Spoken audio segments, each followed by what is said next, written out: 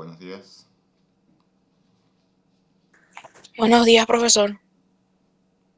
Hostia, profe, Buenos días, profesor. Buenos días. Bien despiertos. está curando.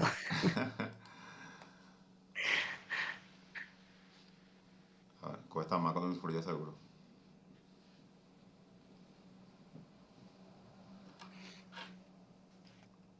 Para asegurar hay que estarlo frente a la pantalla. Amanecemos así. Bueno, a partir de esta situación nosotros podemos formular el tema de hoy justamente que es el inductivismo.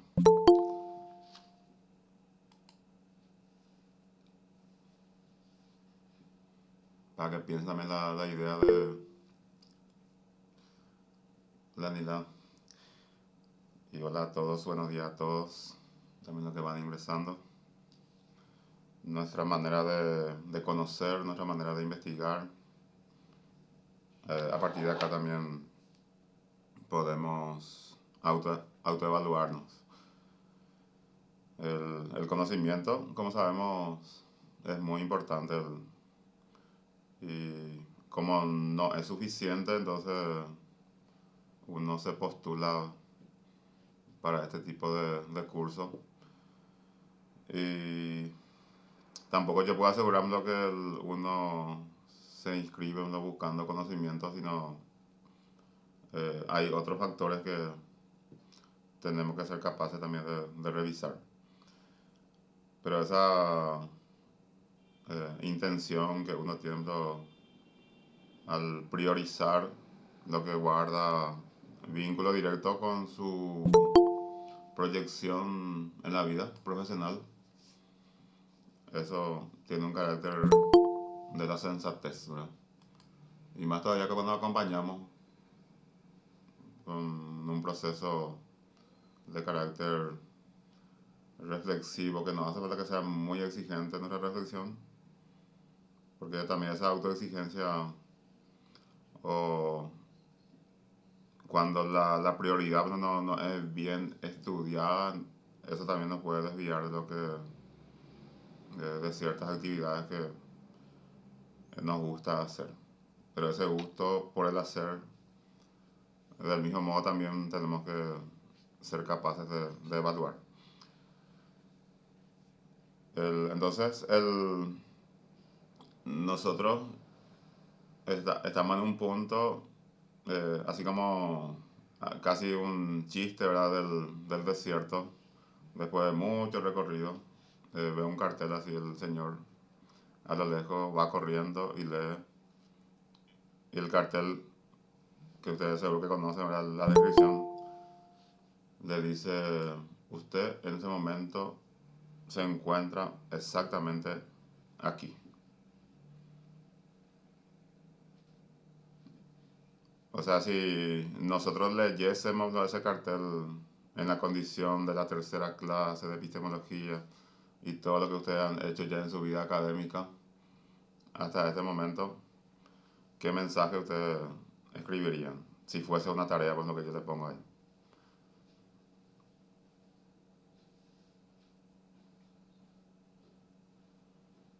A ver, algún despierto, el que esté despierto.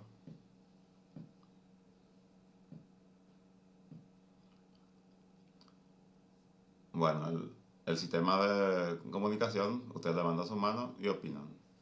Si no entendieron mi pregunta, vuelvo a decir. Karen.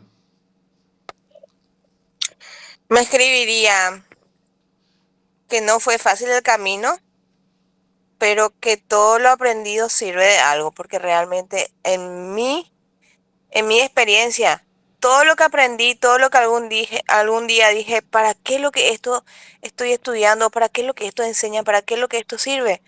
Me sirvió de algo. Sorprendentemente la vida me demostró de que todo me sirvió. Ujú. Muy importante lo que nosotros tratamos de encontrar pues, las explicaciones y todo lo que hacemos, así como en un momento dado hablamos cuando decimos que tiene sentido. Entonces, en la vida cotidiana lo que se observa, o sea, lo que se intenta encontrar son los patrones. Y esos patrones nos puede permitir enunciar ciertos juicios. Eso hay que saber también que la investigación científica tiene mucho de lógica. A partir de, si partimos de Aristóteles, el método deductivo, que también muchos critican que no, un método no puede funcionar sin el otro método, porque si yo no tengo la conciencia del método inductivo cuando hablo de deductivo y viceversa, entonces no, es como que no funciona porque en ese recorrido siempre yo tengo que partir de algo. Y si parto de lo general para irme a lo particular, o si parto de lo particular para irme a lo general, pero al mismo tiempo también nosotros nos animamos a emitir conclusiones. Y la conclusión ya es el resultado de un recorrido importante. En lógica, eso conocemos como mínimo hay dos premisas, pero dos premisas válidas, lo que me lleva a una conclusión que ya deriva en forma, podemos decir, en forma automática. Y también está la cuestión analógica, que no tenemos todos los datos, pero podemos, a partir de la relación de semejanza, sacar un juicio. Lo que hay que sugerir en investigación que debemos, por ejemplo, prestar mucha atención antes de emitir las conclusiones. Por ejemplo, uno puede decir, los jóvenes no les gusta leer, o a los jóvenes no les gusta leer. O sea que, ¿en qué uno se basa para decir eso? Y se escuchan muchas conclusiones en los ámbitos académicos también, o en el ámbito académico, que sin una investigación, sin un estudio, sin una lectura de algún artículo, o sea, yo tengo que tener como criterio la fuente, porque nosotros vivimos en época de la evidencia. Y si bien es un juicio que yo construí a partir de mi propia investigación, también lo puedo certificar. Porque también yo me puedo autocitar. Ustedes tienen que saber, o estoy seguro que saben, que se habla también hoy día de la figura de autoplagio. Vamos a suponer que veo un nombre acá. María Clara escribió un libro en el 2015 y vuelve a escribir otro libro en el 2025. Pero ella menciona de su libro anterior ciertos aspectos que son citas, pero no pone la citación. Entonces eso se llama autoplagio. O sea, Eso está mal, profe. está mal. ¿Por qué? Porque ya es un documento publicado. Entonces yo igual tengo que ponerlo Machuca 2015 y ahí cito lo que dijo ese autor. O sea, yo no me estoy refiriendo a mí mismo, sino me estoy refiriendo a ese autor que escribió en ese momento. Porque en realidad es un autor, no, es una persona. O sea, es que ya leí, no sé si era un ensayo o qué, que tenía esa característica que estás mencionando. Sí. No hay para que vean, nomás que no tenemos que pasar nada por alto nosotros en educación. Y el criterio académico hoy día de las publicaciones no tiene ese tipo de requisitos. Y necesariamente tenemos que aprender de todo. Así como Morín planteaba el tema de la complejidad y el conocimiento multidisciplinario. No es porque yo enseño tal asignatura, debo de ignorar otros aspectos. Por ejemplo, yo enseño filosofía de la naturaleza en la facultad y yo tengo que saber algo de química, algo de física, mucho de filosofía, mucho de lógica. Entonces, siempre hay una interpelación. Si no, también nuestro conocimiento es muy limitado, muy sesgado. No como un problema mío, sino lo que uno proyecta como docente. O uno como proyecta como modelo de aprendizaje. O sea, un factor nada más. Milagros. Se refiere al famoso cultura general y conocimiento básico también. Así es, sí. Eh, por ejemplo, mis alumnos a veces me preguntan cosas de historia, yo soy profe de inglés. Ajá, Igual le contesto así porque es también uno de mis hobbies y les gusta y me dicen, ¿y cómo vas a saber eso? Y yo le dije, ¿y por qué no voy a saber eso? Le dije, sí, si soy un docente y como docente lo mejor que puedo hacer es prepararme porque también la historia es parte de los idiomas. claro. Que siempre Y en el le tiempo, voy sí. explicando. Y en el tiempo se va agregando, por ejemplo, si ustedes leen la evolución de los métodos científicos, hoy nos vamos a tratar el método inductivo, inductivismo. En un momento dado vamos a encontrar que parece que es el último, lo que se puede decir, la teoría geocéntrica, la teoría heliocéntrica. Después aparece la teoría de la gravedad. Fue superada por Albert Einstein el tema le agrega elementos así como el tiempo y el espacio. Y así va sumando. Eh, Cosa que ya se dijo antes, pero faltaba acomodar.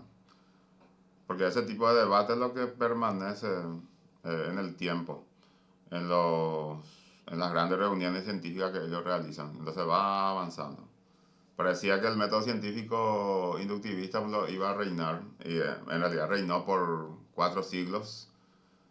Y llega el Círculo de Viena, seguía en auge, hasta que aparece Popper y dicen, no, este no es el método científico que tenemos que considerar para llegar al conocimiento verdadero. Fíjense que el problema siempre es el conocimiento. No, no el conocimiento como un problema, sino que para asegurar lo que nosotros sabemos, sí corresponde. O cómo también se puede llegar a esa instancia. Entonces vamos a revisar. Esta clase va a ser más breve por el contenido que tiene, porque es una cuestión específica, inductivismo. Eso yo no sé si es el agrado de ustedes que sea más breve, pero la naturaleza del contenido sí es como que orienta hacia ahí. Este tengo que actualizar el... No, este no. Del mismo modo, este como ustedes saben, la vigencia del cuestionario, este es lo que vale. 9 de, 9 de agosto y 15 de agosto se cierra. Esto creo que no están teniendo inconveniente ustedes, ¿verdad? Porque miden No, profes, no tenemos, y no cada uno de tenemos. acuerdo a su disponibilidad, entonces va haciendo. Y hoy ya podrán ustedes visualizar también su puntaje, tanto del cuestionario 1 como cuestionario 2. Y a ver, nosotros tenemos 6 clases y la clase 7, que vamos a ver también cómo se desarrolla. No voy a hacer el método inductivo porque si yo digo en el 2022 era hasta clase 6, la clase 7 solamente era examen. 2023 era hasta clase 6, la clase 7 era el examen final. 2024 era hasta clase 6 y la clase 7 era examen final. ¿Qué conclusión ustedes sacarían si yo digo esto? ¿Qué estoy diciendo? Y lo mismo, profe. Y- Hasta clase 6 y las sí, 7 la final. pero fíjense que en el 2025, Pero tiene, podés cambiar este año, profe. sí, y es lo que les estoy diciendo, que entonces ustedes ya pueden pensar en la posibilidad de validez del método inductivo. Sí. Por ejemplo, hay alguien que me conoce y dice, no, el profesor va a dar hasta clase 6 y clase 7 va a ser examen final. ¿Por qué? Porque en el 2022, 23, 24 dio así. Y ese es el método inductivo. Yo me baso en cuestiones particulares para generalizar. Ustedes pueden decir, tenemos epistemología los sábados, 7:30. El primer sábado el profesor entró puntual. El segundo sábado el profesor entró puntual. El tercer sábado el profesor entró puntual. Pero ¿quién le asegura que voy a ser puntual en la clase 4, 5, 6, 7? ¿Entienden? Eso es lo que Popper va a observar después, ¿verdad? Porque yo puedo hacer 1000 observaciones particulares y puedo concluir. Y probablemente lo mismo también yo le puedo observar a ustedes. Ahora mismo son 31 por ahí lo que están en clase, ¿verdad? Pero los que entregan tareas son más de 50. 41 somos, profe, ahora mismo, 41. ¿41? Sí. Ah, sí, está bien. Porque ya a mí me muestra un número acá y más había sido. Pero siempre hay más que entregan tareas, ¿verdad? 60, un poco más de 60. O sea, ¿qué pasa de esos 25 que yo no le conozco todavía? Seguramente entran, pero también en clase virtual es un poco complicado para identificar a las personas. Yo ayer estaba en un curso muy importante de la UNEAES, y se acerca así, en realidad, dos sorpresas que... Usted es el profesor Roberto Machuca, me dice, yo fui su alumno en tal cosa, así en tal asignatura, en la maestría o en didáctica o en tal cosa, ¿verdad? Situación que si ocurriese en una clase presencial y si tiene una vigencia de 7, 8, 10 clases, es como que ya identificamos los rostros. Pero en virtual podemos conocer los nombres, pero no podemos conocer así las personas. Y más todavía, no existe más situación más bella que la foto de perfil. Y si solamente me muestra su foto de perfil, hasta yo hice eso como analogía cuando me preguntan qué significa calidad en educación. Y yo comparo con la foto de perfil. Ahora, la práctica es mi realidad, ahí en el mundo físico, ¿verdad? Cuando tenemos clase presencial, por ejemplo. Y la calidad es la foto de perfil. Y eso representa el ideal, ¿verdad? A lo que queremos llegar. Eso se llama analogía. Una relación de semejanza entre dos entidades que uno conocemos de forma directa y el otro sí tenemos un modelo en la mente. ¿Norma? Sí, y muchas veces también, profe, yo suelo dar clase también virtual. A mí no me gusta mucho la clase virtual, me gusta más presencial. Sí. Recuerdo cuando fui para inscribirme a maestría en la Facultad de Filosofía, hablo con la secretaria, estábamos ahí, le dije yo, me fui directamente porque me dijeron que se iba a abrir, no miré nada de propaganda, nada. Y le digo, si vengo el primer día de clase, ¿dónde mismo puedo estacionar aquí? Le digo. Doctora, me dice, pero usted nos miró todo, es virtual. Y yo, block, porque yo ya me estaba mentalizando que iba a cruzar toda la ciudad, aquí desde el barrio San Pablo hasta la Facultad de Filosofía, y que me iba a llevar tanto tiempo y era hora pico y todo eso. Yo ya me estaba así, no sé si decirlo, estresándome o pensando qué camino tomar para llegar, ¿verdad? Porque realmente sí me gusta la presencial y me gusta también participar en la clase y me gusta escuchar y no quiero faltar ninguna clase, porque Sí. faltas una clase y pareciera que ya te perdiste, ya estás fuera de serie, digamos, y a mí me sorprende que hay compañeros que de repente se inscriben pero no asisten y digo, ¿cómo hacen para de repente hacer sus tareas? O a veces preguntan y a veces algunos realmente no pueden, profe, están enfermitos, se fueron al hospital, llevaron a su hijo al hospital o tuvieron un contratiempo que no adrede, faltan en la clase, ¿verdad? Sí. Pero cuando uno se compromete en un horario es porque en ese horario tendría que tener libre para poder participar en clase. Yo suspendí mi consultorio de los sábados y un compromiso que tenía también, Y los viernes también digo, viernes noche no puedo y sábado mañana no puedo porque tengo mi clase de maestría, ¿verdad? Entonces, eso es importante, ¿verdad? Ser un estudiante responsable, porque nosotros ya hemos pasado desde la primaria hasta ahora, ¿verdad? Porque uno tiene que tratar y tiene que ser responsable en lo que está haciendo, ¿verdad? Sí, es muy importante. Y fíjense que la consideración del CONES y ANEADES también, esto es lo que es sincrónico, se considera hoy día clase presencial. Por eso por ejemplo, hay una resolución del año pasado, o sea, de los últimos años ya, a partir de la declaración de que la pandemia ya no estaba en vigencia, que las clases tienen que ser todas presenciales. Y las unidades académicas de la universidad eso evaluaron y nosotros pues, epistemología podemos decir, ahí se forzó la realidad.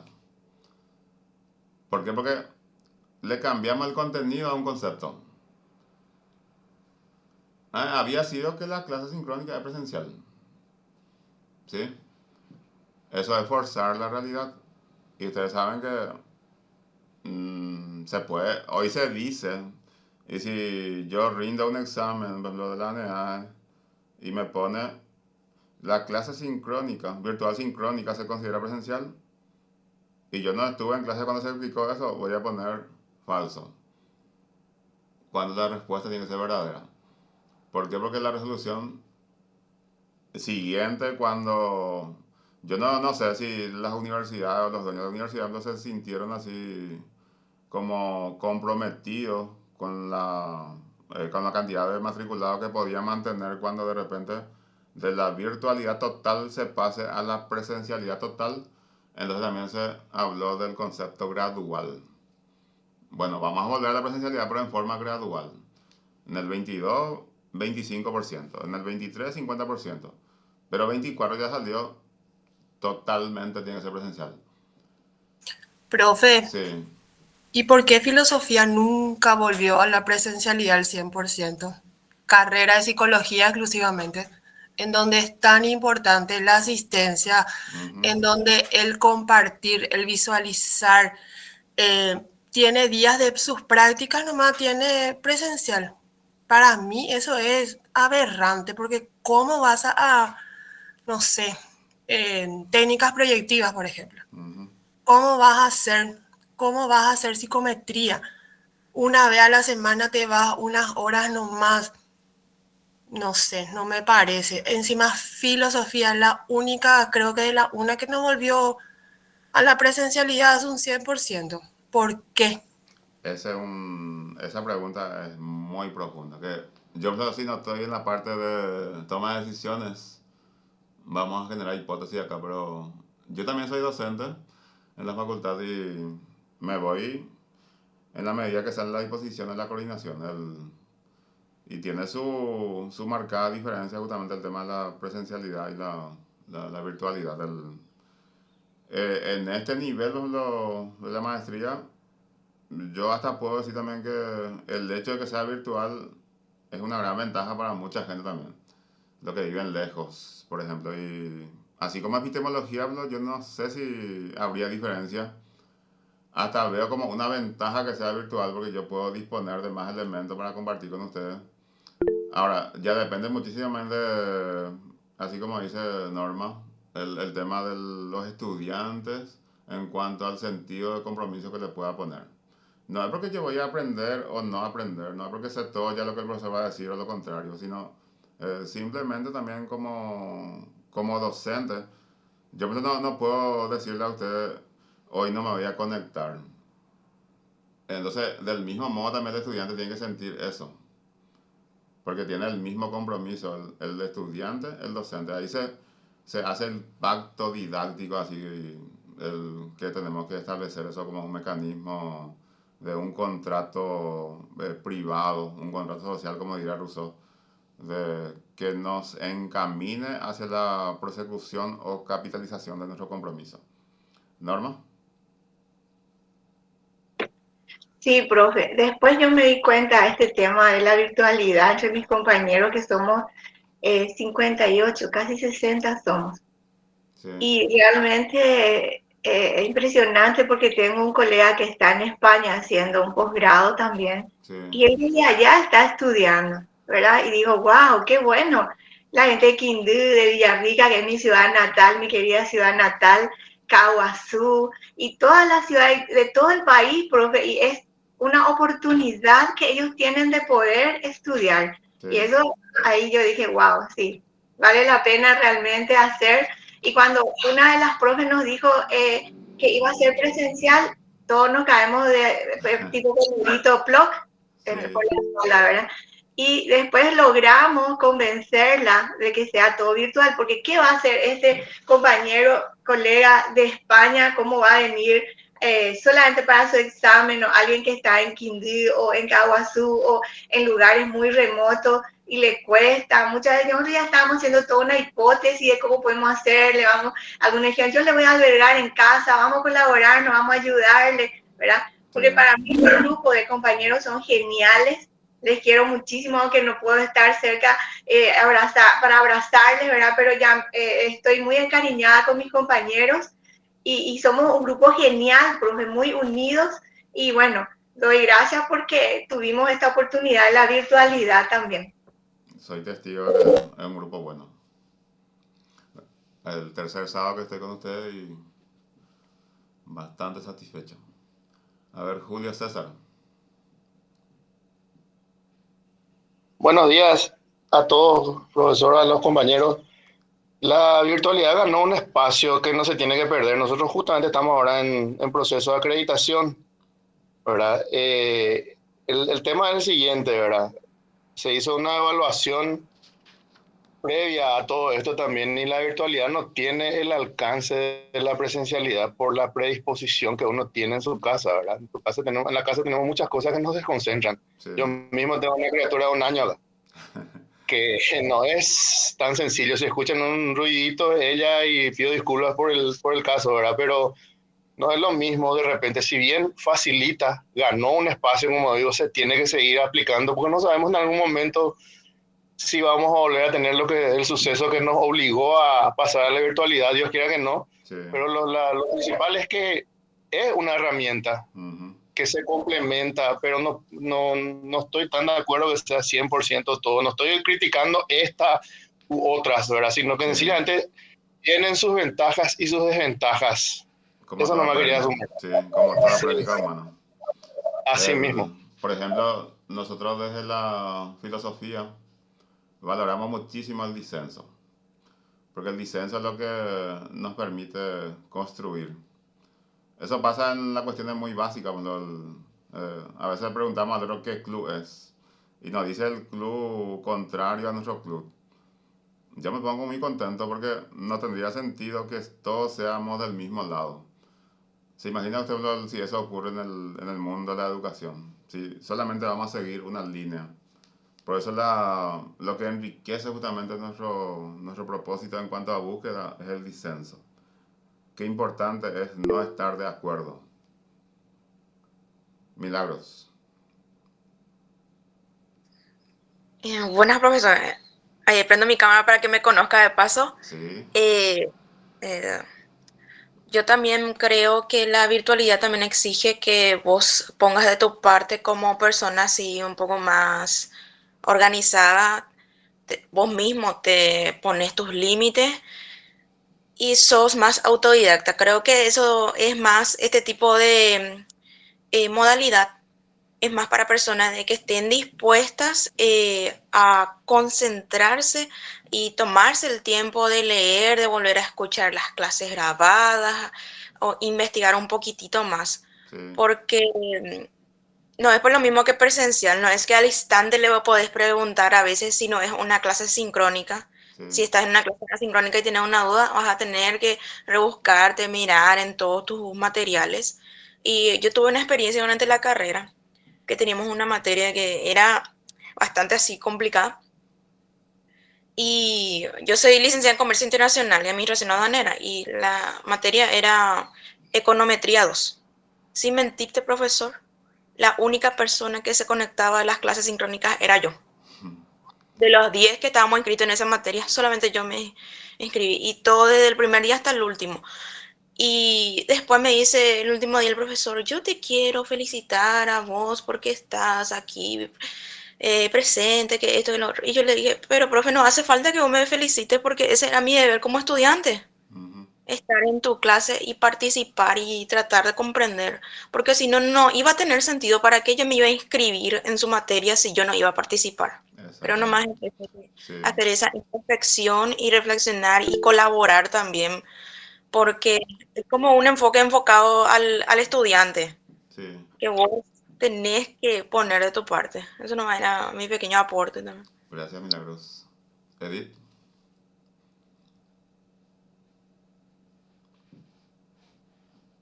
Buen día, ¿qué tal, profe, compañeros?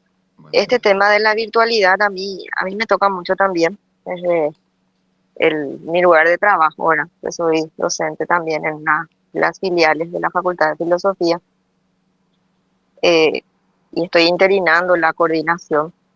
Implica mucho compromiso. La virtualidad es un compromiso entre el docente y el alumno porque ofrece Sí, muchas oportunidades que si se sabe aprovechar realmente le beneficia a ambas partes, pero es un compromiso, un compromiso. porque si no se cumple ese compromiso y se toma a la ligera, se pide cambio de modalidad por tal o cual motivo, si se dan estas situaciones así y no existe el compromiso, es difícil.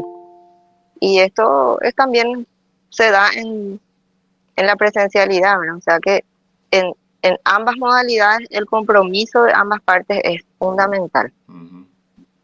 Exactamente. Y nuestro modelo de práctica nos delata. Eso anoten. No hace falta que nosotros expliquemos qué tipo de profesional o qué tipo de estudiante somos. Eso en corto tiempo nos delata. Así que uno debe adecuar a su utopía de perfil su práctica. Pues todos tenemos una utopía de perfil o un perfil utópico, es lo que queremos llegar. Por lo menos que los estudiantes te saluden al cruzarte fuera de tu clase, ya es un gran paso. Y sí, profe, porque no porque sea virtual no nos vamos a conocer, sí o Ujú. sí hay espacios en que tenemos que Sí, conocernos, ¿verdad? Y bueno, es así, es lo que yo y le hay que decía, saber aprovechar el tema las de patrones. oportunidades. Sí. Por ejemplo, ustedes tendrán la idea ya cuando en algún momento vamos a cruzarnos por la Facultad de Filosofía. Y ustedes, aunque duden, van a tener ciertos patrones. Ah, ese es el profesor Machuca, ¿verdad? Que alguna vez tuve en mi clase de epistemología en la maestría que hice. Entonces ustedes, o sea que como yo les decía, es más fácil para ustedes reconocer al docente que el docente le reconozca a ustedes. O sea, que conozca porque reconocer ya es una distancia superior cuando vio solamente el nombre del... Entonces, esa es la tarea nuestra también de bajar al nivel de lo físico también esto que estamos tratando de experimentar, porque la virtualidad es innegable su importancia, es innegable que da muchas posibilidades a las personas que están lejos, por ejemplo, de una institución. Yo creo que a partir del 2020 más personas pudieron estudiar en la universidad.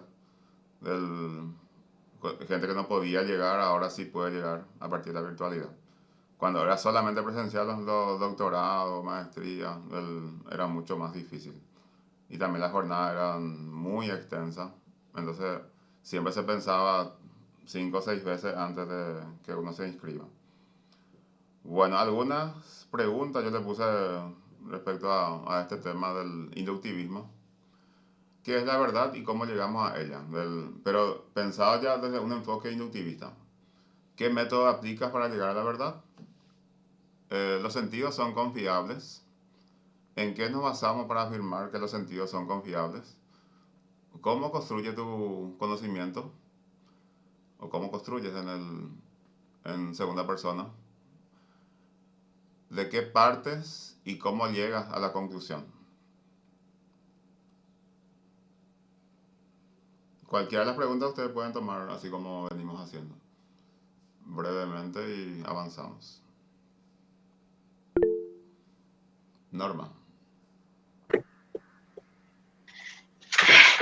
Muchas veces, profe, usamos esta palabra verdad y hay gente que usa como muletillas. Recuerdo cuando estuve en un posgrado y la profe de literatura me dice que la muletilla molesta mucho cuando uno habla, porque alguno dice, yo tenía un profe que nos daba así una clase de medicina y yo contaba cuántas veces decía verdad. Sí. Por ejemplo, dice la hipertensión arterial, verdad. Ajá.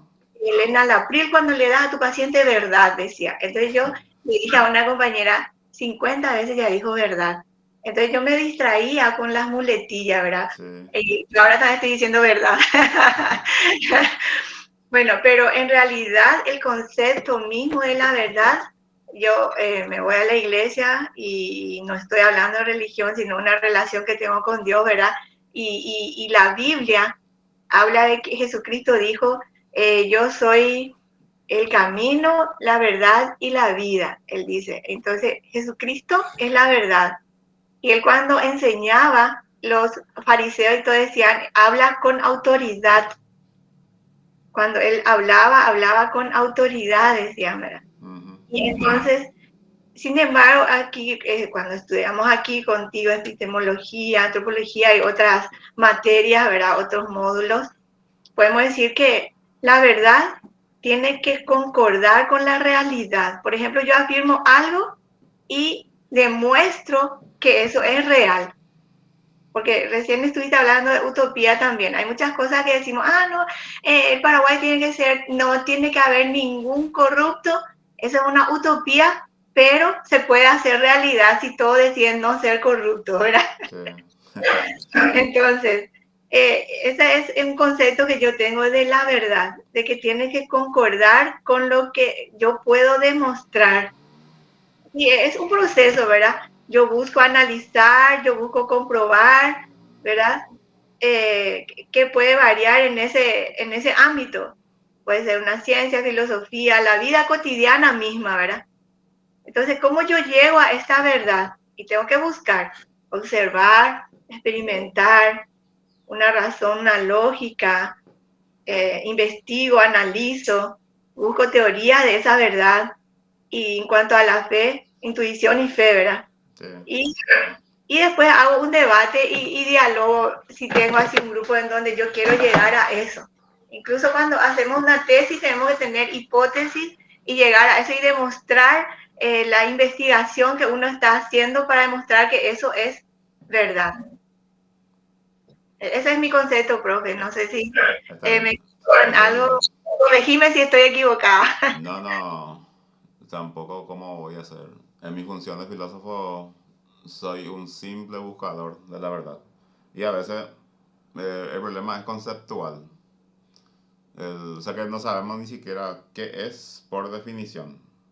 Y entonces como dice Platón, ¿cómo yo voy a saber si encontré siendo que no sé lo que estoy buscando? Si no somos capaces de identificar la verdad, entonces aunque encuentre no voy a poder saber si encontré o no encontré. Julio, adelante. Sí, buenos días. Sumando a lo que dijo la compañera de la correspondencia, tiene que tener también una concordancia entre las partes. A veces la verdad se construye cuando nos ponemos todos de acuerdo en algo, entre comillas, cosa que es difícil, ¿verdad? Sí. Pero hay una correspondencia entre eso, entre lo lógico, pero también la verdad puede estar relacionada desde el punto de vista de lo que es medible o no, para ponernos de acuerdo si es útil lo que estamos haciendo, si tenemos las evidencias para demostrar que es así justamente.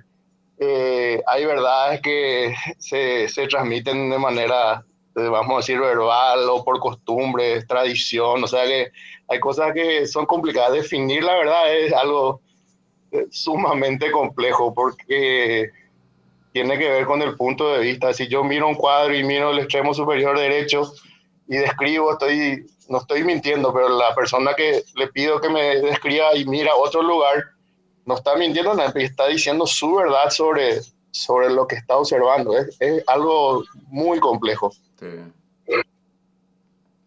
Es una semántica, como dice Tarski. Hay una teoría, la verdad, que Tarski, el autor, el teórico, que habla de eso. Y después diferentes teóricos que también lo podemos asociar con esto. O sea que es una cuestión también de muchas veces de acomodación, porque yo estoy seguro que la mejor forma de gobierno para estos sujetos del Parlamento son los que ellos ejercen y ponen un plano de casi indiscutible.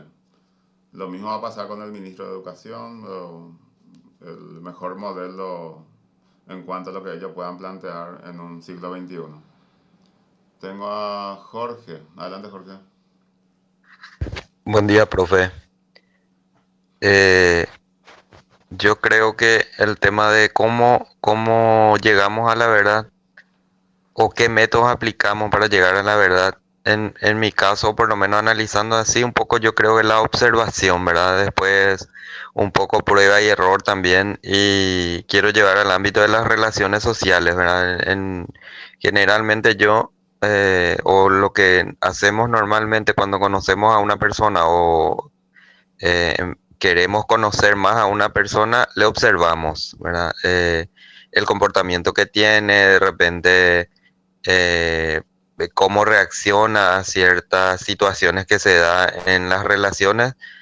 Por decirte nomás, me pide que le preste una cosa, no me devuelve, después vuelve a pedirme otra cosa, no me devuelve. Entonces, yo llego a la conclusión, o por lo menos para mí la verdad es que no es una persona honesta o por lo menos responsable, ¿verdad? Sí. Y también así en otras situaciones.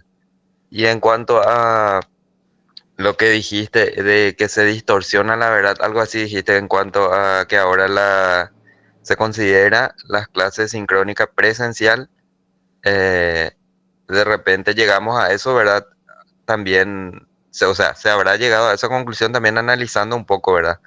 Y la experiencia que nosotros tenemos ahora con nuestras clases presenciales, eh, virtuales, sincrónicas, yo creo que sí, ¿verdad? Desde mi punto de vista fue acertado, ¿verdad? Considerar presencial, ¿verdad? Ujú. Porque así como dice Norma, ¿verdad? Pero se tiene que dar ciertas condiciones, ¿verdad? El compromiso del alumno de estar, de participar, de cumplir con las tareas, ¿verdad? De involucrarse en lo que son las clases desarrolladas y cumpliéndose todas esas condiciones, yo creo que es válido que se considere presencial, ¿verdad? Porque Ujú.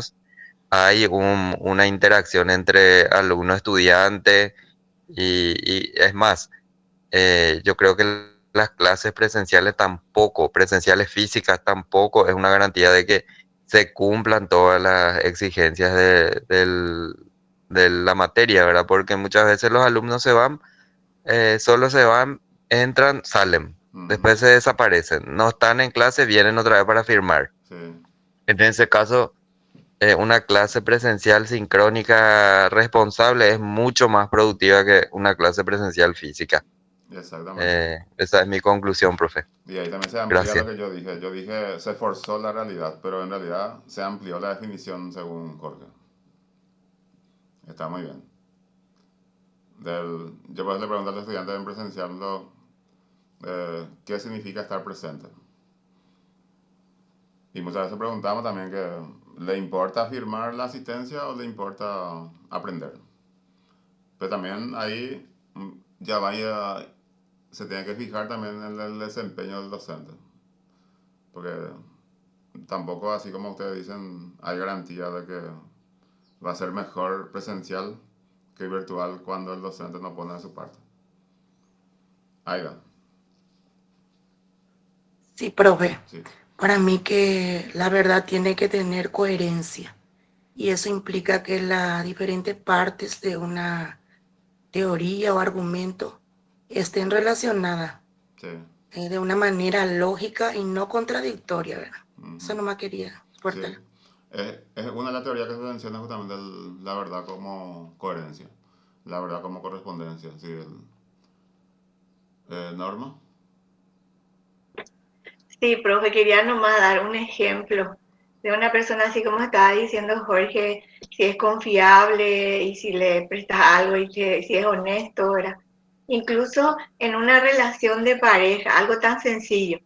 Viene un varón y le dice a una mujer que la ama, pero él no está con ella, siempre pone excusa, no quiere, no está, le miente, ¿verdad? Entonces, ¿cómo vamos a confiar en eso? Tiene que demostrar una persona realmente que ama, ¿verdad? Para poder creer que el amor que siente decir por ella es verdad. Ese es un ejemplo así muy sencillito, No, voy a entender el amor como demostración. El amor es también No, real. es todo, no, claro, es una parte, ¿no? ¿Cómo yo demuestro que amo? Si ayudo, estoy presente, de todo, o sea, una parte de la realidad. Sí. Yo tengo mi teoría sobre eso que ahora no voy a decir porque va a ser interminable. Pero en algún momento vamos a conversar. Pero decir una partecita, profe, Sí. No, es un tema muy mucho, sensible. muy profundo. Profundo, sensible y personal, ¿verdad? Sí, Ocurre mucho lo que ocurre en inductivismo. Nosotros, nuestra realidad es como que queremos convertir en... O sea que a partir de la teoría que tenemos, pensamos que es una realidad. Y creo que le falta mucho al ser humano para entender cómo... O sea que la parte básica del significado. Porque el significado puede venir de la práctica, entonces es muy difícil que el ser humano entienda la definición de ese concepto tan importante. Pero no me hagan caso, es una teoría personal. Tenemos este pavo inductivista. Una dulce voz sí me puede acompañar para leer de Russell. leo yo, profe, me Adelante, gusta. adelante. Historia del pavo inductivista. Un pavo fue trasladado a un nuevo corral y descubrió que en su primera mañana en la granja avícola comía a las 9 de la mañana. Sin embargo, siendo como era un buen inductivista, no sacó conclusiones precipitadas. Esperó hasta que recogió una gran cantidad de observaciones del hecho de que comía a las 9 de la mañana e hizo estas observaciones en gran variedad de circunstancias, en miércoles y en jueves, en días fríos y calurosos, en días lluviosos y soleados. Cada día añadía un nuevo enunciado observacional a su lista. Por último, su conciencia inductivista se sintió satisfecha y efectuó una inferencia inductiva para concluir: siempre como a las 9 de la mañana, pero ¡ay! Se demostró de manera indudable que esta conclusión era falsa cuando la víspera de Navidad, en vez de darle la comida, le cortaron el cuello. Bertrand Russell. Perdón, me dio un poco de risa. Ay, En los Estados Unidos comen mucho pavo. es muy cruel esto, ¿verdad? Muy cruel, muy cruel. Pero fíjense que Russell es un crítico del método inductivista. Y echa por tierra todo lo que Sí, nosotros a veces aseguramos. De repente vemos ahora a los jóvenes cuando ya no pide bendición a sus padres, a sus abuelos. Y si hacemos por método inductivo, vamos a hacer también lo que hace Russell. Lo que es una cuestión categórica que nosotros veníamos manejando, así también como se dijo a partir de la observación, porque observamos. No, hace una semana él recibió una visita de 4 estudiantes de una carrera de la Facultad de Filosofía y tenía un libro sobre el escritorio. Y una de las estudiantes vio ese libro y muy emocionada así me pregunta por el autor. Así brevemente le expliqué. Ella entiendo que era muy discreta, entonces no me dice si le puedo prestar. Entonces yo me di cuenta que quería leer y le dije, te puedo prestar. Y medio incrédula me dice, ¿En serio, profesor? Sí, le voy a prestar. Le voy a prestar 7 días. Hoy era un viernes, hoy es viernes y el siguiente viernes, el mismo horario, me tiene que devolver. Entonces, si yo me baso en el método inductivo, como dice Platón también, el que presta un libro es un tonto y el que devuelve es mucho más tonto. No se aplicó ese método ahí. Porque exactamente así como yo le dije, ella devolvió ayer el libro. Yo no le conozco a la estudiante. El, Confié, o no sé si quería probarlo al ser humano.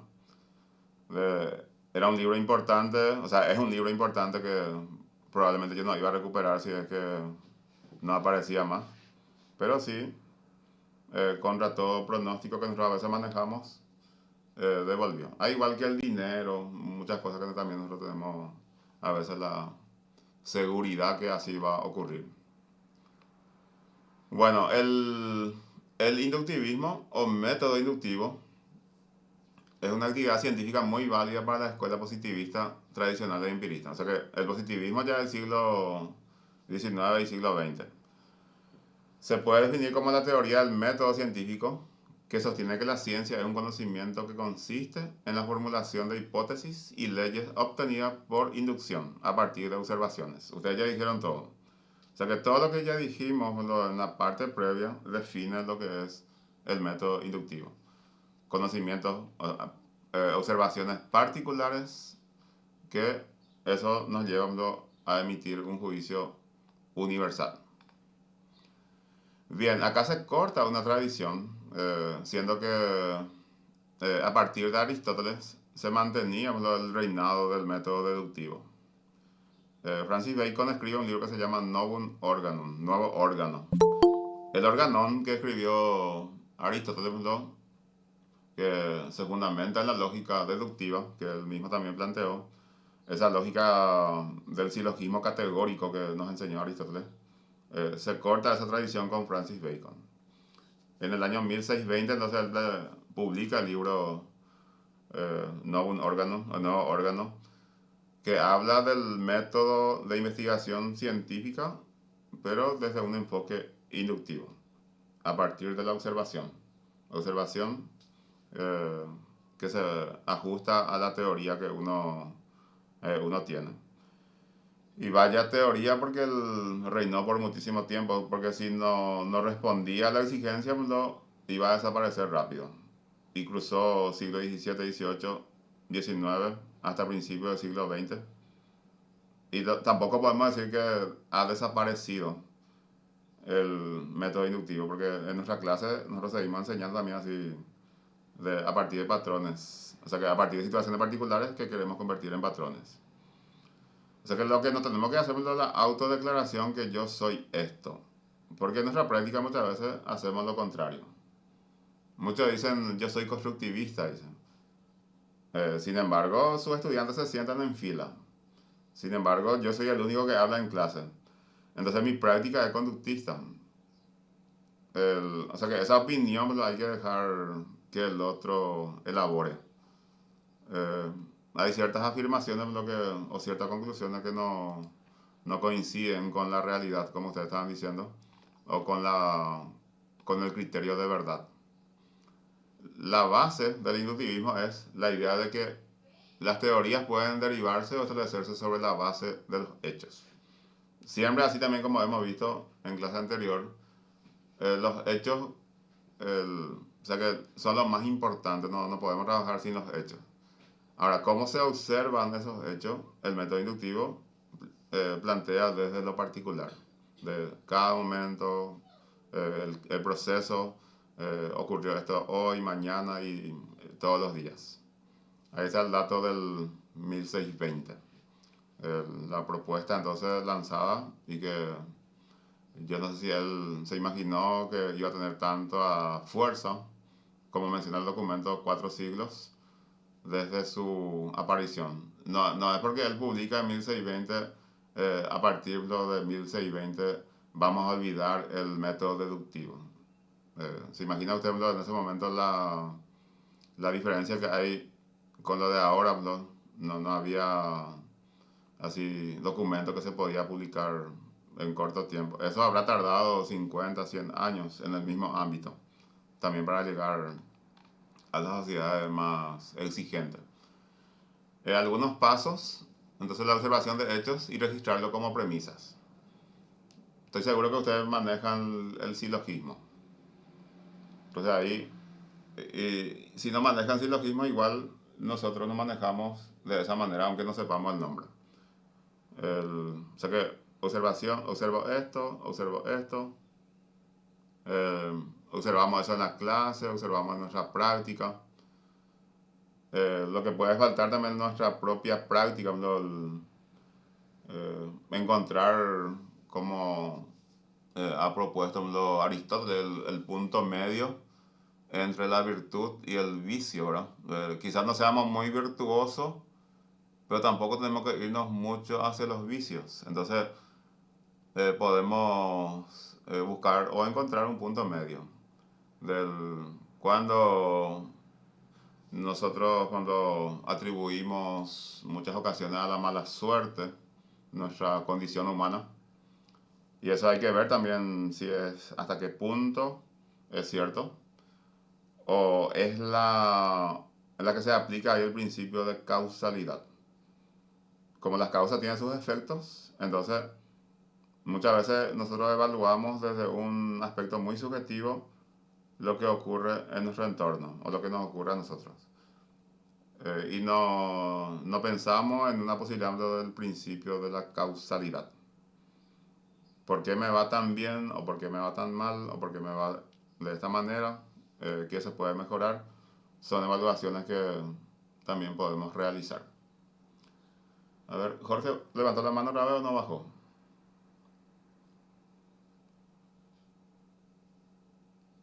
No bajé nomás, profe. Está bien, no hay problema, Jorge. Bueno, entonces el primer punto, observar hechos y registrarlo como premisas. Examinar si estos se repiten y si se pueden establecer patrones, así como ya habíamos anunciado. Y por último, hacer inferencia. Esto es llegar a juicios y a conclusiones de los hechos anteriormente observados. Entonces, el primero se observa. Si este evento no se repite, entonces no hay patrón. Si se repite, observamos una variable, dos variables, tres variables. Es lo mismo la hora de salida de nuestra casa. Si salgo a las 6, llego a tiempo. Si salgo a las 6, llego a tiempo. Si salgo a las 6, llego a tiempo. Pero justo un día se cerró la costanera. Salí a las 6, pero no llegué a tiempo. ¿Entienden? Entonces esos patrones, esas regularidades, ¿no? En nuestra práctica. Lo que el inductivismo puede ser que, si bien tuvo éxito, así como ustedes ya vieron 4 siglos, esas situaciones lo aplicar como un método único en el siglo XXI ya es para evaluar. Acá hay un ejemplo, tenemos 3 ejemplos. El ejemplo 1, inducción por generalización. Las cebras. Estas son las premisas. O sea que no está formulado así como un universal afirmativo, un universal negativo, un particular afirmativo, un particular negativo. Afirmativo, negativo. Que parte de los cuadros, del cuadro de oposiciones que damos en lógica. Entonces, premisa 1, las cebras del zoológico de la ciudad tienen rayas blancas y negras que cubren todo su cuerpo. La premisa 2, las cebras que veo en televisión tienen rayas blancas y negras en todo el cuerpo. Entonces, la conclusión, cuando mi amigo Juan vaya de safari a África y vea cebras, estas tendrán el cuerpo cubierto por rayas blancas y negras. Y si ve de otra característica, entonces no le va a quitar la categoría del concepto cebra. No será cebra. Normal. Hay cebras híbridos también, la otra vez he visto, profe, el cruce. Imagínate si este personaje Juan se va y justo están todos estos híbridos, ¿qué va a pasar? Sí. Y lo que tiene más o menos mi edad va a saber que ahí en la zona donde ahora se está construyendo una empresa de venta de electrodomésticos, cerca del shopping, allá en kilómetro 5, había una especie de estatua. Los primeros tiempos que yo venía a Asunción me acuerdo. Y mi abuelo, su referencia era esa estatua. Y él salía allá de San Pedro del Paraná, Itapúa. Y en una de esas ocasiones, él tuvo que irse de nuevo sin llegar a su destino. ¿Por qué? Porque no encontró la estatua. Como referencia, no tenía que bajarse.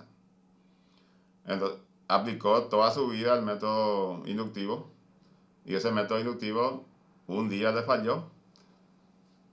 Y incluso él va a decir y dijo, ¿verdad?, que el colectivo cambió su camino. Y los paraguayos, como nos cuesta mucho preguntar, se fue con ese dato. Y probablemente ya no volvió después porque ya no encontró la manera. Norma. Sí, profe, parece chistoso, pero imagínate, perdió toda quizá un día y no pudo llegar a destino. Sí. Pero tenemos 4 tipos de temperamento: el sanguíneo, que soy yo, ¿verdad? Ya modificado, porque y después está el colérico, el melancólico y el flemático. Ellos son los que no les gusta preguntar ni hablar ni nada. Sí. Pero yo recuerdo cuando fui a España a hacer el máster en coordinación de trasplantes. Llegué y un domingo llego a la residencia de Reyes Católicos, se llama, donde yo fui becada, y dije, voy a salir a conocer la ciudad. Entonces le pregunto a un señor ya de 80 años, porque allá hay muchos ancianos, estaba con su bastoncito en una esquina, y le digo, voy caminando con el plano, porque en España te dan todos planos. Y le digo, ¿dónde queda el Hospital Clínico Universitario de Valladolid? ¿A cuántas cuadras quedarían de aquí? Y me dice, cuadras son de los caballos. Me dice, porque yo allí ya hoy primer día, ¿verdad? Porque nosotros tenemos otra manera de hablar el castellano y justo yo estaba en una ciudad donde se habla un español perfecto, digamos. Entonces, bueno, ¿cuántas calles? Entonces me perdió más que ayudarme. Ajá. Pero de repente uno así, como bien dijiste, profe, se guía por algo y eso puede desaparecer, como le pasó a tu abuelo, ¿verdad? O padre. Sí. Entonces, por eso uno tiene que mirar y es la memoria visual. Por eso siempre digo también que hay 4 tipos de estudiantes. Uh-huh. Y hacerle participar a todo. El que tiene la memoria visual, el que escucha y aprende, el que lee y escribe y el kinestésico que tiene que tocar, ¿verdad? Sí. Pero es muy importante este tema del inductivismo, profe, y el ejemplo que da, por eso Sí. estamos aprendiendo. No, y Gracias. así, somos así, había sido.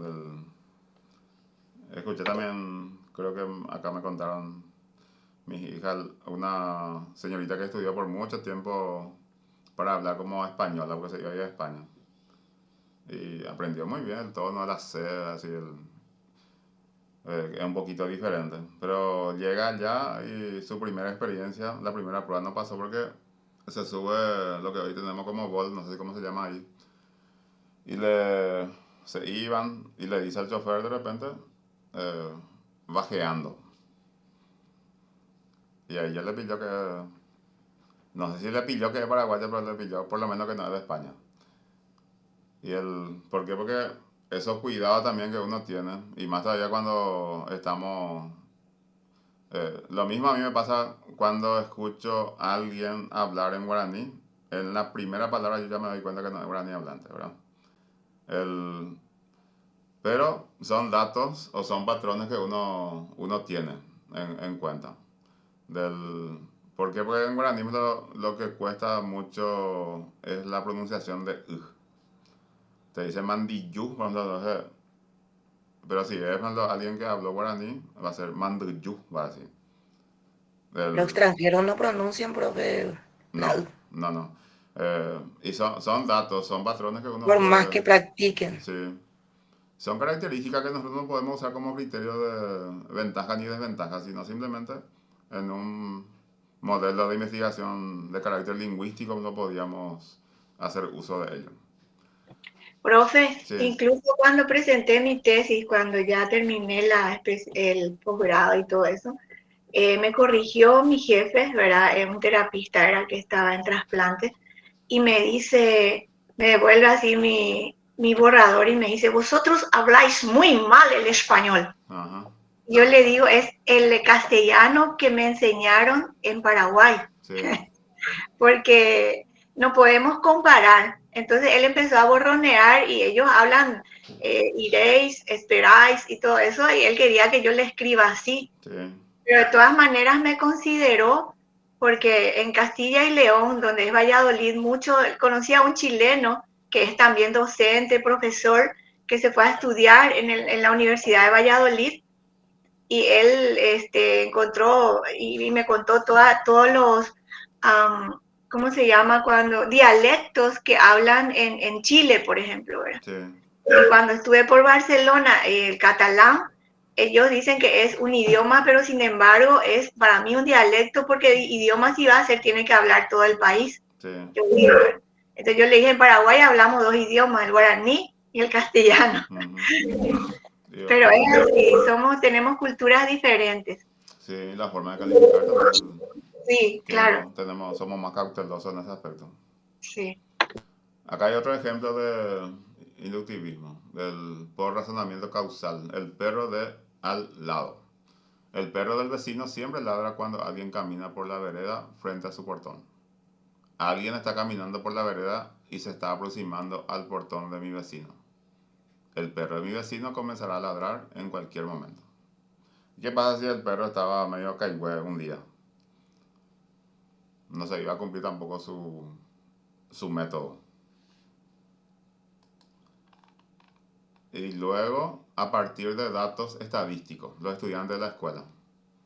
El 96% de los estudiantes de primaria de la escuela San Martín aprobaron el curso. Javier es estudiante de primaria de la escuela San Martín. Es muy probable que Javier haya aprobado su curso. ¿Y si no estudió? No, si observamos, los alumnos no cantan el himno, esa cosa es un poco para evaluar la forma que nosotros nos expresamos cuando nos referimos a los jóvenes, a los niños. Eh, Muchos, así como les había mencionado, afirman que los jóvenes de hoy no quieren leer, ¿verdad? Entonces, Javier puede ser también ese 4% sí, que falta. sí, exactamente. Justo. Y en nuestra cultura nosotros usamos mucho ese tema de inductivismo, siendo un poco vulgar, ¿verdad? Nosotros decimos a veces, todos los hombres son iguales, todas las mujeres son iguales. Me El, quitaste la palabra de la boca, no, pero no todos son iguales, no y todos. claro que no, tenemos que conocer a los 7.000 millones de habitantes para decir eso. Imposible, o sea que esa confirmación es parte de una experiencia sumamente particular. Y a veces eh, particular en sentido lógico, así que ha tenido vínculo solamente con uno y no le fue bien y entonces generaliza, concluye, porque también quiere meter en la cabeza del otro que es así y que no se arriesgue, ¿verdad? Entonces una experiencia que lo mismo también pueden pensar nuestros estudiantes, pueden pensar, no, o sea que nosotros podemos pensar de los estudiantes, o sea que siempre eh, tenemos que orientarnos hacia la práctica, pues, lo que esa circunstancia nos permite también comprender, como dice Ortega y Gasset. Porque esto es muy, muy cambiante.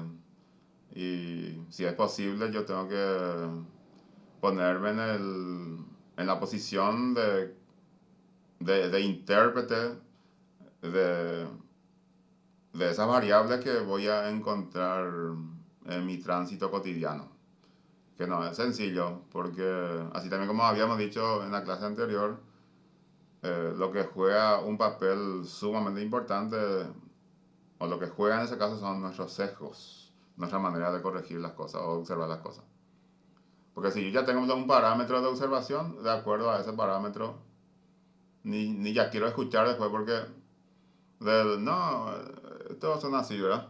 De repente encuentro un político honesto y ya no me convence porque la, la observación que hemos tenido acerca de los políticos, que todos son corruptos, entonces, aunque aparezca uno que no es corrupto, ya no es tan creíble. Porque esa construcción, ese razonamiento tenemos a partir de lo que nosotros hemos vivido en diferentes momentos también de la historia del Paraguay. Y el inductivismo ingenuo se refiere justamente a eso de creer, ¿no?, en lo observado. En términos sencillos, comienza con la observación, entonces tener sus órganos sensoriales normales, yo puedo amanecer bien, regular o mal, entonces puede ser que eso no ocurra.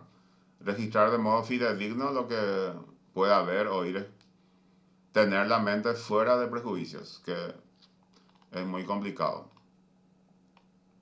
Según el inductivismo ingenuo, la ciencia inicia con la observación, así como nos presentamos ya ahí. Y eso de formular de manera libre también, que no tenga una influencia el tema de los sentidos o la forma de los prejuicios, también nos lleva a eso, a ciertas formulaciones, como ¿es la observación la única fuente de conocimiento? ¿Es posible que una persona se encuentre libre de prejuicios? Y nosotros no podemos eso definir tampoco así totalmente, porque lo que decimos también va a tener un criterio personal. Entonces, tenemos que pensar, reflexionar, autoevaluarnos y ver también a qué modelo responde nuestra observación en forma cotidiana. Y ir construyendo así de a poco. Ahora, dentro del inductivismo también hay tipos de enunciados. En este caso, lo que menciona los enunciados observacionales, que describen estado de cosas observables, según Chalmers, él también epistemólogo, y constituyen los hechos que sirven de prueba a las leyes científicas generales. Porque finalmente va a ser la evidencia como se habla hoy. Los hechos siempre van a ser la evidencia. Y si la frecuencia de la observación o esos enunciados observacionales responde, entonces el conocimiento va a ser válido. A su vez, estos hechos observables o resultados experimentales son afirmaciones específicas. En ese caso vamos a encontrar los enunciados singulares, que también responde a Chalmers. O sea que lo que él al menos nos dice. Entonces, de los observacionales, singulares, y eso nos lleva a un tercer momento de los enunciados universales.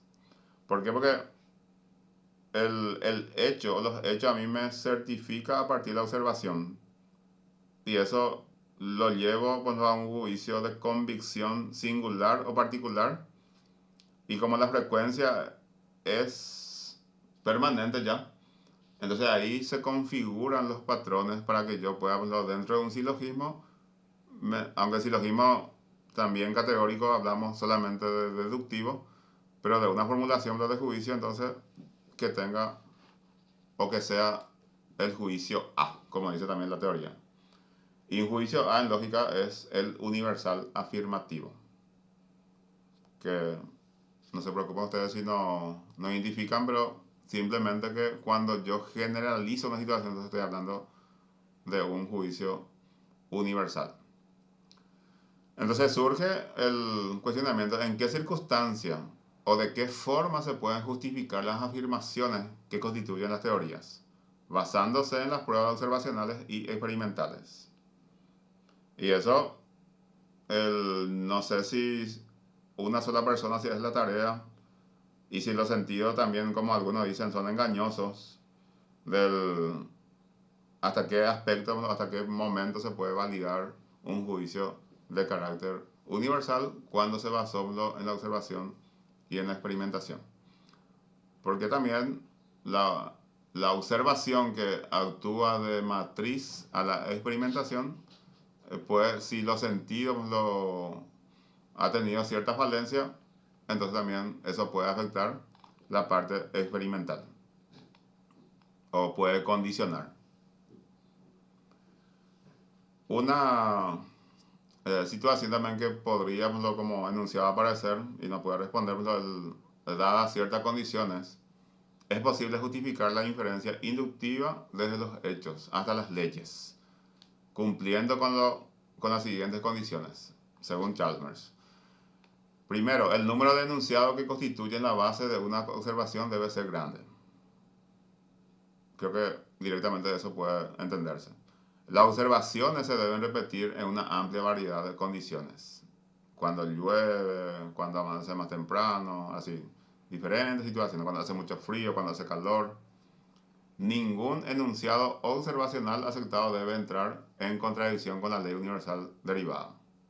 Entonces, si esto nosotros pasamos todo, vamos a convertir lo que se llama en la ley científica. Y la ley científica, entonces ya ahí los patrones ya son de carácter permanente. Desde la observación, que también, sin mencionar ya la palabra, si los sentidos podrían fallar. La condición 1 es considerada necesaria cuando se refiere a esto. El número de enunciados que constituye la base de una observación debe ser grande. Porque no sería correcta una generalización en base a una sola observación, cosa que nosotros hacemos en nuestra vida cotidiana.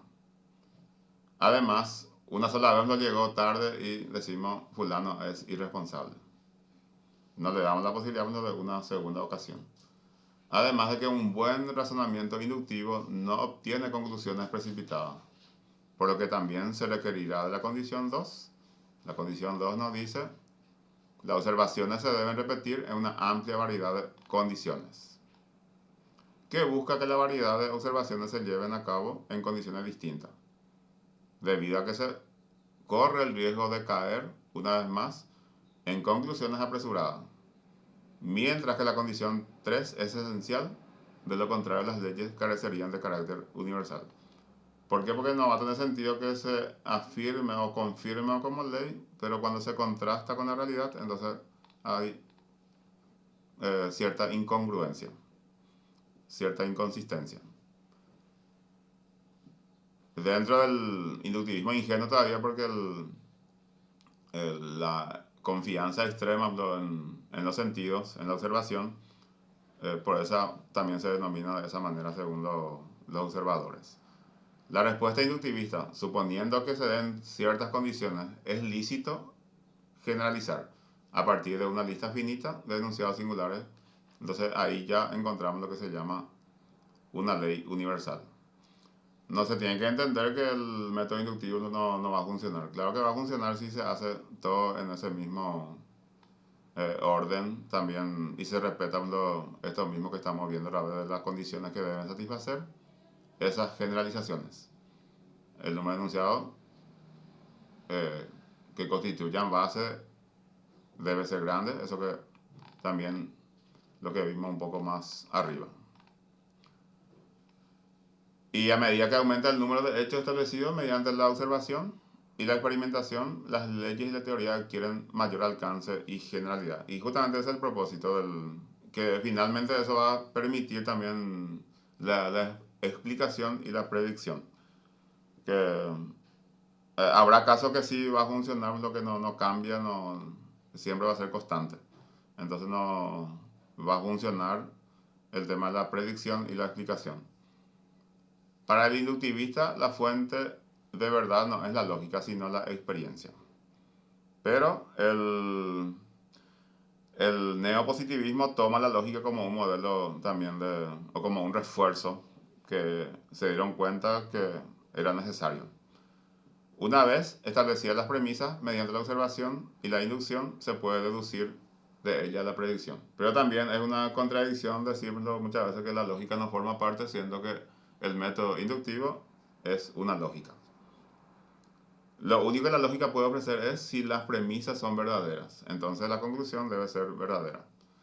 Recordando también que los juicios pueden ser, por ejemplo, afirmativos falsos. Y el silogismo también puede ser una falacia cuando hay una intención de engañar. O sea que toda una combinación de elementos que si uno quiere, por ejemplo, protagonismo, también va a buscar de ese lado. Y se dice, en documentos te van a encontrar, por ejemplo, el encanto o el atractivo del inductivismo. Su atractivo, entonces su encanto parece residir en el hecho que proporciona una explicación formalizada de algunas de las impresiones populares sobre el carácter de la ciencia, su poder explicativo y predictivo, su objetividad y su superior fiabilidad en comparación con otras formas de conocimiento. Porque, en fin, es un método, y es un método válido, así como yo le había dicho. Por algo reinó por 4 siglos, por algo eh, pasó el positivismo, porque el positivismo, recuerda que solamente admite conocimiento de carácter científico. Después está el positivismo lógico o neopositivismo, que también lo hemos visto en la teoría del conocimiento. Y va agregando un cúmulo así de exigencia, también como para dar respuesta a las inquietudes que aparecían como para en algún momento derrocarle de su reinado al método inductivo y entrar otro modelo de investigación.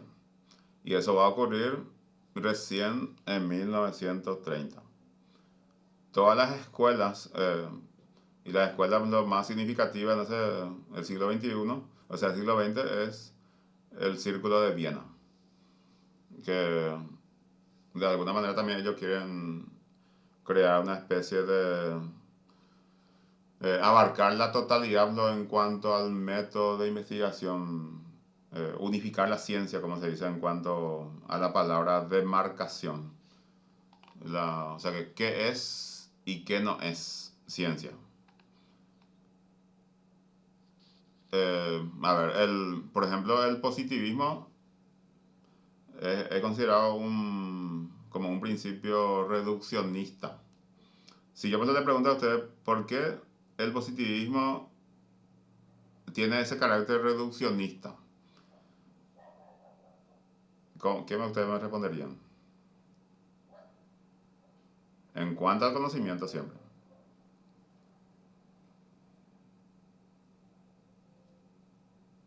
¿Por qué el positivismo tiene un carácter reduccionista? El positivismo, si yo le pregunto a usted Porque el método que utilizó el positivismo es el inductivo, todavía. Entonces, María Luisa creo que es, ¿verdad? Sí, profe, Sí, porque el positivismo compartimenta el conocimiento, o sea, que es como que divide todas las áreas del conocimiento. sí. Y digamos, separa todo, por ejemplo, lo social de lo político, lo económico. Ujú, Entonces, digamos, hace como que como que una cosa no tiene que ver con la otra. ujú. La metafísica y la religión, por ejemplo, ¿qué es para el positivismo? Norma.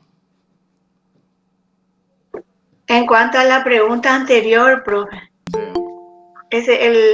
¿por qué el positivismo tiene ese carácter reduccionista? sí. Porque muchas veces tiende a simplificar lo que es la realidad, ¿verdad? Entonces, eso también limita el conocimiento que es válido Ujú, y lo que se puede observar y verificar en forma empírica, digamos. sí. ¿Y cuál es el Y tipo de conocimiento válido para el único conocimiento válido para el positivista? la metafísica, No, La ah, observación, no. la observación y la experimentación puede ser. Esos son los métodos que aplican, pero el único conocimiento válido para el positivista es el conocimiento científico. científico. Sí, Así. o sea, la Sí, ciencia. Por eso que en alguna bandera, incluso hasta ahora, se aplica eso. sí, la ciencia. Sí, Sí. el progreso mediante la aplicación de la ciencia que se convierte en tecnología. Y por ejemplo, Augusto Conte habla de estadios, o estadios dicen algunos, Y eso está viendo, el reinado llega cuando llegamos al reino de la ciencia. Hablar de metafísica, hablar de religión, para ellos es una cuestión absurda. O sea, no va a poner como tema de conversación. Porque es absurdo hablar de temas que yo no voy a poder comprobar. Para el positivista, ¿sí? No es según el profesor de ahora. Para el Sí, positivista, ¿sí? porque, por ejemplo, profe, la fe, la certeza es lo que se espera Sí, y la convicción es lo que no se ve, ¿verdad? sí. Entonces, por eso seguramente que Ujú. está, Por eso o la sea que fe no es ciencia, porque sí, no se puede Sí. demostrar Y hoy día científicamente la existencia de Dios. la epistemología hoy día considera lo divergente así como motivo de análisis. No vamos a poder nosotros desde la epistemología decir que este conocimiento no es válido, sino siempre va a ser un objeto de estudio. Jorge, Profe, entonces podemos decir también que el positivismo es reduccionista porque el único conocimiento que considera válido es el científico. sí, esa es la respuesta, Jorge. Esa es la respuesta. Ok, Si yo le formulase la gracias. pregunta, con eso es suficiente. Por eso reduce, ¿verdad? Es reducción, reduce solamente al conocimiento científico. El conocimiento más abierto seguramente es el conocimiento filosófico que no reduce porque pone en un plano de que todo es evaluable, todo es objeto de estudio. Y no tiene una conclusión de nada, sino es una construcción del debate. Norma. Sí, entonces, así como dijo Jorge, es un conocimiento científico y el positivismo entonces rechaza, así como dije yo y me equivoqué hace rato, la metafísica y la religión, por ejemplo, Así ¿verdad? mismo, así mismo. Ok. Sí, porque lo que no se puede experimentar, entonces, ¿para qué vamos a estudiar segundo positivista? No tiene sentido. Y no tiene sentido, entonces dice que es absurdo. Los mitos, la Creo que religión, la metafísica. sí, había un autor de positivismo, um, Augusto Conte, Conte, sí, sí, Conte es el autor. sí. El creador de la sociología y el positivismo. Pero también se equivocó porque la sociología quiso también validar como desde la misma normativa de las ciencias naturales y el mismo denominarlo física social, queriendo aplicar el mismo método científico a la investigación social, pero finalmente eh, probablemente él también se murió sin resolver, o sin resolver en el sentido de no aceptar o simplemente no tuvo tiempo de poder enmendar, ¿verdad? Al menos lo que yo sé. Puede haber otro documento que yo no maneje y haya publicado una especie de aclaración al respecto. Pero en ese momento sí, como la reina eh, venía siendo la cuestión de las ciencias naturales y las ciencias sociales, una cuestión muy joven. De, hoy día ya no existe esa barrera de separar, así también como hemos visto en la clase anterior.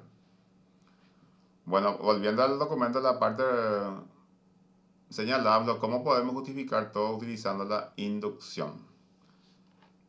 Y vamos a tener ventaja como también desventaja.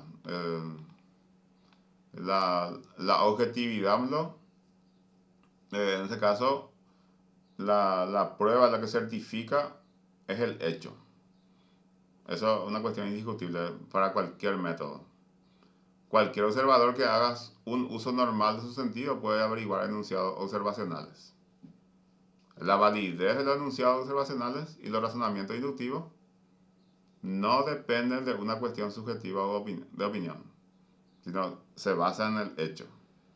Y la fiabilidad de la ciencia se sigue de las afirmaciones del inductivista acerca de la observación y la inducción. O sea que la doble prueba, triple prueba hoy día está muy de moda. No solamente desde un enfoque tenemos que evaluar la situación. Para algunos va a ser muy complicado, para otros sí es ventajoso porque también la conducta relativista está muy en boga. Depende mucho, y el utilitarista, el pragmatista, no me va a decir, la verdad es cuando es útil, por ejemplo. Y si no es útil, entonces no es válido, no es verdad. Es un punto de vista. Es un punto de vista. Lo mismo, ayer escuchamos la charla sobre un tema específico. ¿Y qué te pareció? Me dice una estudiante. Es un punto de vista, le digo.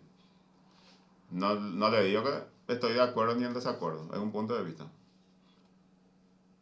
A ver, tengo Jorge y Karen. Karen, adelante. Sí, profe. En una parte, creo que en enciclopedia, una de las bibliografías, vamos a decirle que estuviste mandando la clase pasada, enciclopedia, es la última que mandaste. Claro.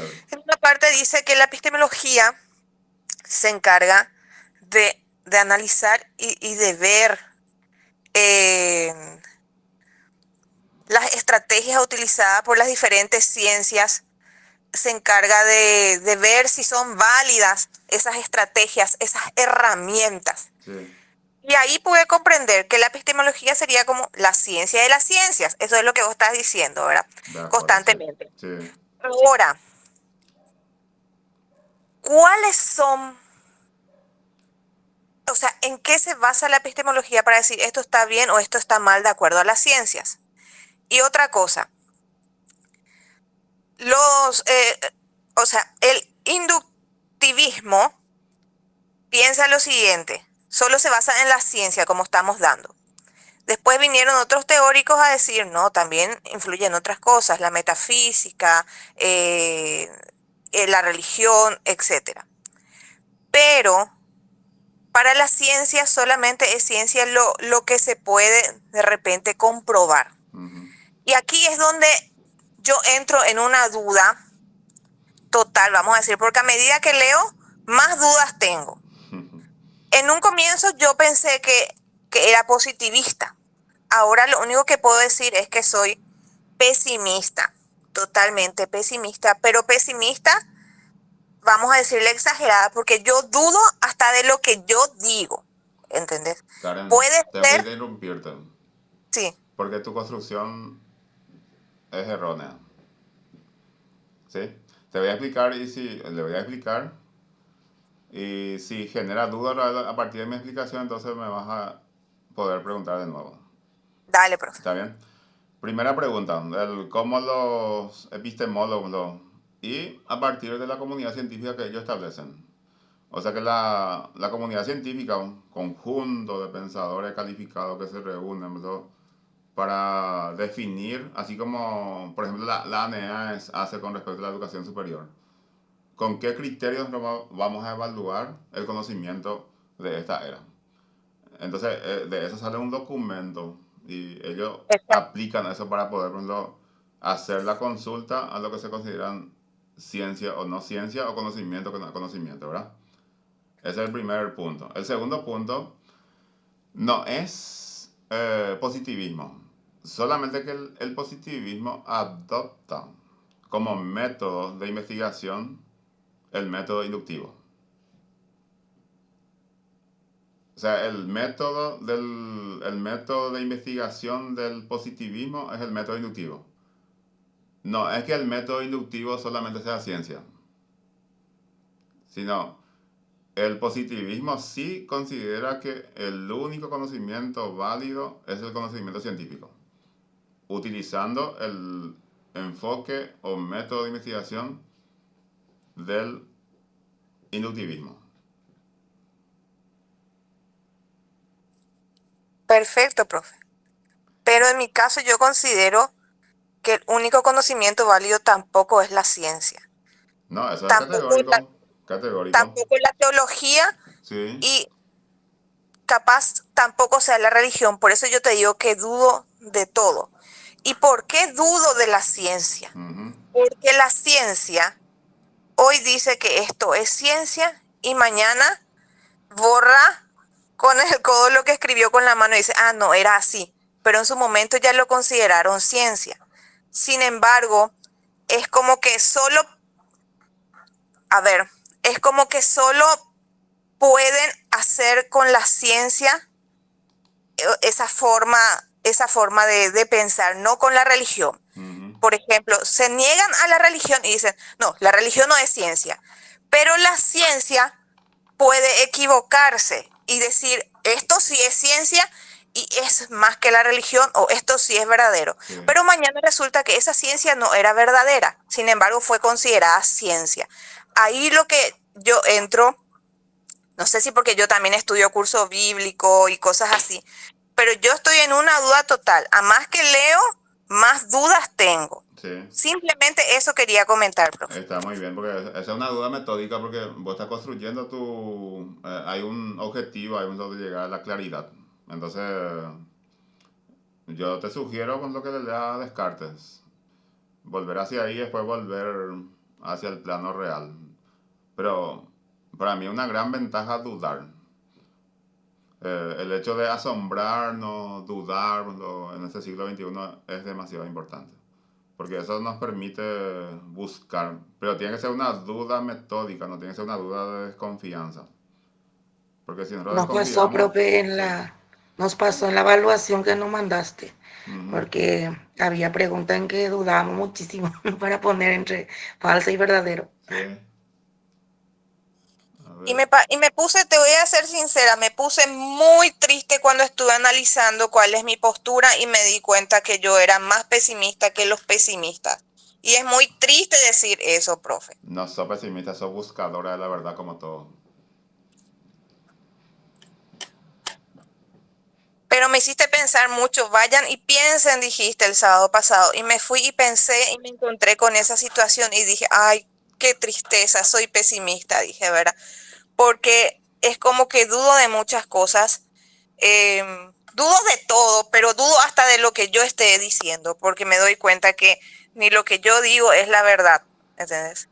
Ni lo que dicen los científicos es la verdad, ni lo que dicen, o sea, por eso en un momento dije, esto parece un juego, Ujú. y me pongo a analizar lo que dijo la doctora. Dios es camino, la verdad y la vida, y dice, cuando conozcan la verdad los hará libres. Sí. Y en la Biblia te explica de una forma, ¿verdad? Que esa verdad nos hace libre de pecado. A eso se refiere, ¿verdad? Según lo que te explica. Sí. Y yo digo, pienso de otra forma. Y puede que yo esté equivocada. Y digo, tal vez el día que conozcamos la verdad, vamos a ser libres en el sentido que ya no vamos a tener esta necesidad que tenemos acá en tierra de conocer. Nos va a hacer libres de esta necesidad que tiene el hombre de conocer. Y capaz vamos a estar tranquilos y libres sin tener que pensar tanto como los animales. Por ejemplo, algo así pienso, profe. Yo puedo pensar como una loca, ¿verdad? Pues, tal vez muchos compañeros estén diciendo, qué loca esta Karen, cómo piensa.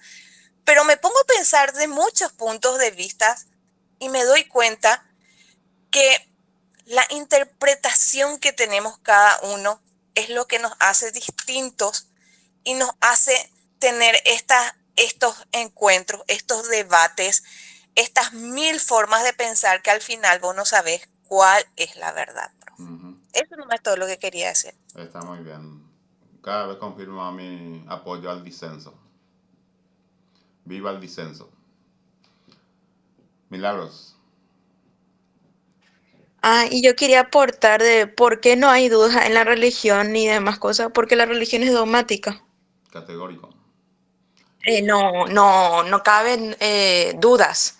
O sea, es el dogma. Vos tenés que aceptar que Dios es todopoderoso, omnipotente, omnipresente. El Uno no límite puede, es la creencia, la fe. es la creencia. Sí. Entonces, eso está establecido. Pero la ciencia quiere dudar porque precisamente quiere buscar la verdad, porque puede cambiar, porque nosotros creíamos una cosa y después hay ciertas pruebas y se refuta. Por eso es que es así. porque la religión es dogmática, eso nomás. Y tipo, si querés vivir tranquilo, separa nomás bien ahí. A ver, Ese tu yo... cosas así. Yo, por ejemplo, tengo algo particular. Yo nunca pido la bendición. Ujú. Porque yo nunca pido la bendición. Yo solamente acepto la bendición de un sacerdote. Así cuando me voy a misa y eso. ¿Por qué? Porque Dios ya está conmigo. Entonces, ¿yo por qué le voy a pedir la bendición a mi familia? Tipo, Eh, ese es mi pensamiento. Ese es algo propio. interpretación también, interpretación, sí, Mi interpretación, si me dicen que Él está en todo lado, ¿por qué voy a pedir otra vez? sí. Y cosas así, pero es algo maravilloso porque, no sé, podés preguntarte cosas, investigar, enriquecerte y eso. Y yo no creo que sea algo malo este tema de pensar y dudar, porque me encanta. Es muy Me enriquecedor. encanta. Soy feliz de ser un animal pensante que duda, que crece, que aprende cosas nuevas. Esa intriga que tenemos que no te Me deja, o encanta. sea, ni tener hambre. Esa cosa es lo que es importante. Sí, Así, ciertamente, porque sí. mediante la curiosidad muchas cosas descubrimos y mejoramos nuestra vida. Mm. Es como el enamoramiento, pero por el conocimiento. Que no te deja tranquilo, no querés ni comer. A ver, tengo Norma. Sí, profe, agregando un poquito nomás lo que dijo Karen, que la verdad te hace libre del pecado. No solamente el pecado, lo que yo aprendí también de la condenación eterna, porque hay la muerte eterna y la vida eterna. Ujú. Y estoy de acuerdo también con Milagro de que es un dogma, la palabra de Dios, y que en el tema, por ejemplo, de la bendición, quiero dar nomás un ejemplo sobre lo que dice en Efesios 6, en donde nosotros ya en la edad adulta, si honramos a nuestros padres, hay una promesa, dice, honra a tu padre y a tu madre, que es el primer mandamiento con promesa, para que te vaya bien y tengas larga vida sobre la tierra. O sea, si yo voy y le visito a mis padres y les ayudo y les honro, entonces todo me va a ir bien y voy a tener larga vida. Esa es una promesa y Sí. yo creo en esa promesa, ¿verdad? Entonces, y respeto mucho las creencias y también es cierto lo que dice Karen, muchas veces dudamos de todo. Y eso es bueno también y hay que investigar a ver si Mm. llegamos a la verdad. Yo le quiero dejar la tarea nomás ya a usted para el siguiente sábado. Me va a traer la definición de verdad. Es demasiado complicado. Yo No, estuve buscando, profe, no y busquen, no busquen. Usted, así como dice San Agustín, en el interior de ustedes está. Sí, yo ya sé que es la verdad. Pero no me relacionan con nada así, conocimiento científico ni dogmático. Crean ustedes. Sí, pero el conocimiento dogmático también puede hacerte creer, pues, profe, ¿entendés? Y si vos crees en eso, eso también es la verdad. Vamos a hacer el pero, método fenomenológico. Vamos a pero, desprendernos de todo.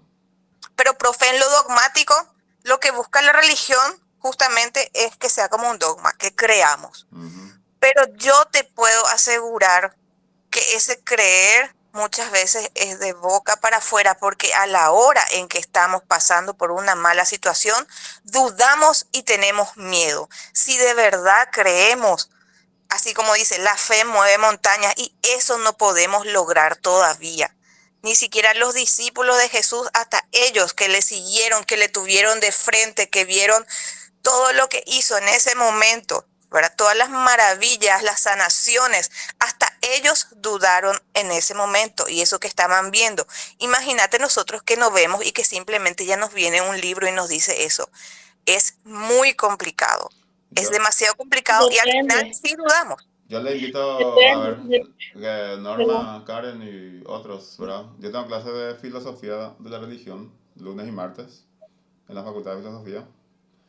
Te voy a pasar el horario para que podamos Sí, hacer profe, ese tipo de sí, planteamiento que es interesantísimo. Que, yo quiero participar. Yo sí. quiero también, Depende, profe. a Karen, por ejemplo, le quiero nomás decir de que depende mucho, Karen, y para todos los compañeros, de la madurez espiritual que uno tenga, ¿verdad? Entonces, yo, por ejemplo, creo mucho, incluso muchas veces declaro algo y ocurre, por eso es importante, No, a ¿verdad? todos les voy a invitar. Sí, Sí, Yo, No, lo que no quiero es que tomen esto como personal ustedes. Nosotros No, estamos claro que no. Yo no tomo epistemología. personal, profe. Sí. Profe, Sí. pero no creas que yo estoy pensando que es una ofensa a tu invitación. A mí me No, en encanta que me serio le estoy invites. diciendo. Tengo pocos estudiantes y hay muchos lugares.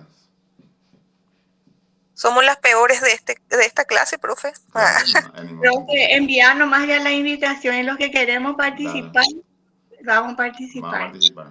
Bueno, Jorge, último. Y después le dejo pensando ya a ustedes. Sí, profe, quería nomás, como vos dijiste anteriormente cuando estábamos leyendo otros conceptos, que no tenemos que definirnos a algo concretamente, ¿verdad? O sea, no decir, el caso de Karen, por ejemplo, ¿verdad? Que ella dijo, me defino, soy pesimista, ¿verdad? O sea, no definirnos así porque cuando más indagamos, más conocemos, más estudiamos, nos vamos, o inconscientemente ya estamos yéndonos para otra corriente, ¿verdad? Sin saberlo y de no definirnos. Eso nomás lo que quería aportar, ¿verdad? O sea, estar siempre abiertos a que existen otras realidades y otras verdades, ¿verdad? Que podemos explorar. Sí. Claro, ahora mismo yo soy como la ciencia, profe. Antes yo creía que era positivista.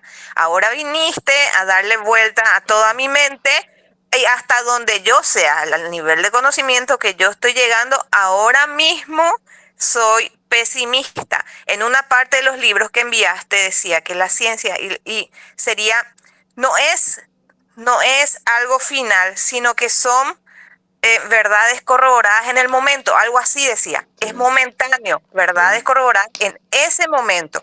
Ahora mismo, en este momento, yo puedo corroborar que soy pesimista, simplemente eso. Excelente. Me gusta hacer la revolución. La revolución justamente no es tirar piedra al auto ajeno, sino es creer que es posible pensar diferente. Y con ese mensaje yo le voy a abandonar. Y el sábado, primera hora, me gustaría decir que es la verdad. Muchísimas gracias a todos. Excelente fin de Gracias, semana. profe. Gracias. Gracias, gracias. Que estén bien. Gracias. Gracias, profe. Gracias. Feliz fin de semana para todos. Bendecido fin de semana Fin de para semana, todos. compañero. Gracias, profe. Gracias, Gracias. muchísimas gracias. Feliz fin de semana. Feliz fin de semana para Muchísimas todos. gracias, profe. Hasta Gracias. luego. Gracias. Hasta luego. Bendiciones.